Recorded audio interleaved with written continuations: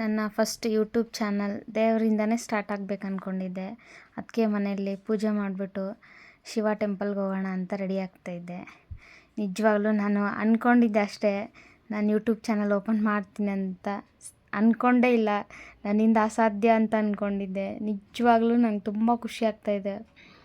ನನ್ನ first YouTube channel, ನನ್ನ first video ದೇವ್ರದ್ದೇ ಆಗಬೇಕಂತ ನಾನು ನಿಜವಾಗ್ಲೂ ತುಂಬ ಅಂದ್ಕೊಂಡು ಫಸ್ಟ್ ದೇವಸ್ಥಾನಕ್ಕೆ ಹೋಗ್ಬಿಟ್ಟು ನಾನು ವಿಡಿಯೋ ಮಾಡ್ಕೊಂಡು ಬಂದೆ. ನನಗೆ ಗೊತ್ತಿಲ್ಲ ಇದೆಲ್ಲ ನನ್ನಿಂದ ಸಾಧ್ಯ ಅಂತ.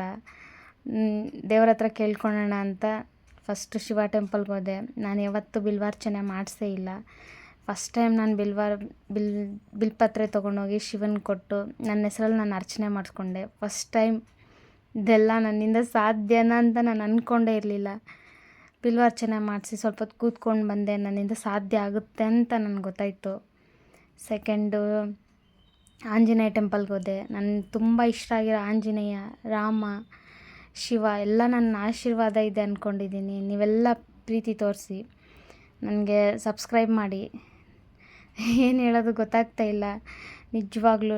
ಇದು ಹನುಮಾನ್ ಜಯಂತಿ ದಿನ ಮಾಡಿರೋ ಡೆಕೋರೇಷನ್ ಇನ್ನೂ ಹಾಗೇ ಇತ್ತು, ನಾನು ಹೋಗೋಕ್ಕಾಗಿಲ್ಲ. 2-3 ದಿನ ಆದರೂ ಹಾಗೇ ಇತ್ತು ಡೆಕೋರೇಷನ್ ಎಲ್ಲ.